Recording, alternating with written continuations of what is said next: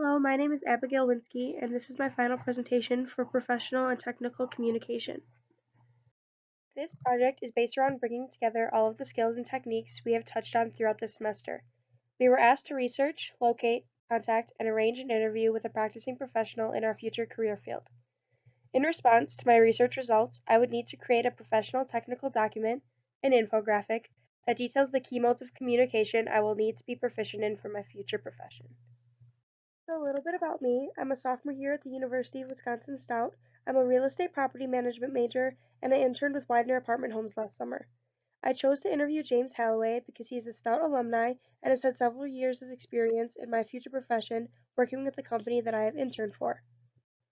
Through asking James a series of different questions based on communication in the professional workplace of my future career, I definitely have learned a different viewpoint about communication. When asking James, what do you find most important and what tips could you provide me when it comes to communicating effectively on a professional level, he explained that he felt having excellent phone communication skills was the most important in not only mine but any professional career, because being able to hold a conversation with a group or an individual is becoming a lost skill.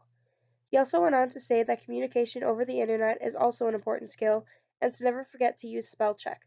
Nothing says unprofessional like sending a proper email and not spell checking it. This did not come as a surprise to me, only because I have interned in my field and with the company James works for, and I can definitely stand behind him when he says that they are most important. We are constantly talking to different people on the phone, whether it's other companies, prospects, or fellow coworkers, as well as always exchanging emails back and forth. When asking James, from your personal experience, pick 4 methods of communication that you find to be used most in your work environment, and do you believe these are the most important to use when trying to effectively communicate? James chose emailing, phone calls, face to face meetings, and text messaging to be the 4 methods that he believes he uses most every day. He chose email as number 1 because emailing leaves a trail of documentation in regards to your communication with others. This could be very useful in keeping track of past communication with supervisors, customers, residents, and other coworkers. He chose phone calls as number 2 because having good personal skills and sounding professional when speaking over the phone is extremely important. You will have times where customers or residents will be screaming at you over the phone, and being able to maintain composure over the phone will help in almost any career. Speaking over the phone also adds a personal touch to the customer's experience. People tend to act better when speaking to a real person instead of responding to an emotionless email. The third way of communication James chose was face to face meetings. Sometimes emailing or a simple call is not enough to either troubleshoot an issue or to handle resident conflict. Face to face meetings are similar to phone calls in the sense it adds a different level to the communication. Like phone calls, hearing a voice helps communicate emotion, and being face to face amplifies this. Having someone sitting in front of you allows you to read that person's emotions and get a better feel for what they are going through. It allows eye contact, which alone tells you more about a person or their intentions than even talking to them does. Lastly, James chose text messaging. In a professional setting, it is similar to emails given that you have a trail of messages. He ranked this the lowest because it is usually pretty casual messages being exchanged between coworkers and not so much directed towards users or residents. It is still important for quick and immediate responses to important issues that you might be dealing with. The only thing that surprised me about his choices was the text messaging. He said text messaging is important because although it's usually in just casual messages being exchanged between coworkers and not directed towards your residents, it is still useful for quick immediate responses. I found this by surprise because I believed social media would be a greater role in everyday communication in the workplace. I feel this way because when I interned with the same company, I was required to post 5 to 10 Craigslist posts, depending on our availability, every day.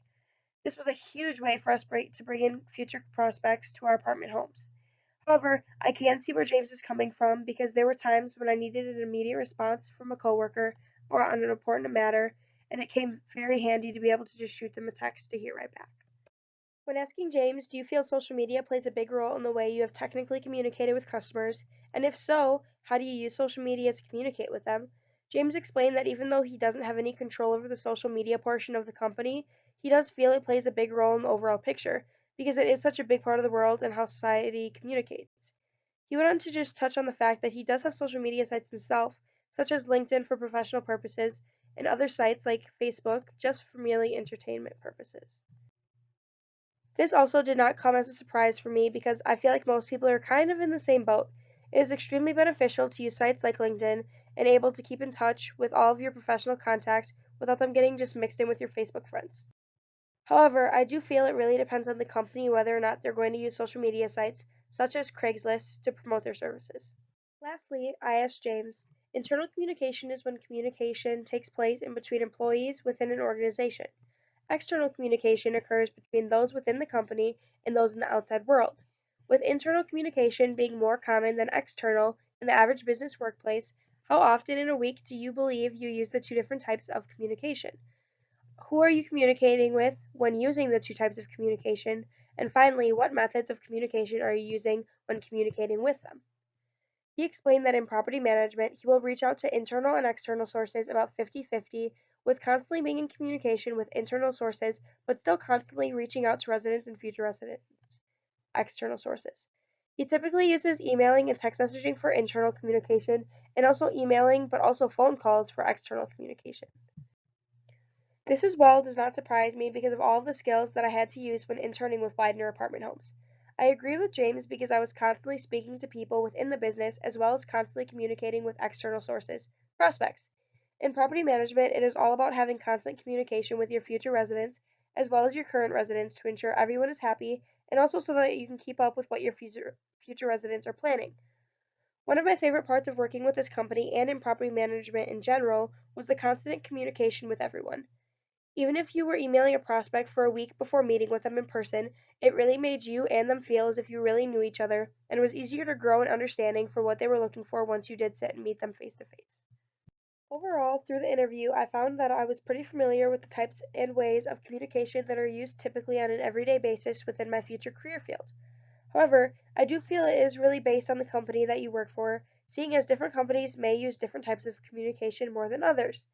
James definitely held some views that I had not considered until the interview, like text messaging being a big part of communication within property management. But he is completely true when he says that, and as well as his views about social media. Through the process of creating my infographic, I feel I learned more about my organization skills as well as my time management skills. I also learned just generally about technical documents, such as the infographic, because this is the first time that I've ever had to put together an infographic. That is all for my presentation, and thank you for listening and watching.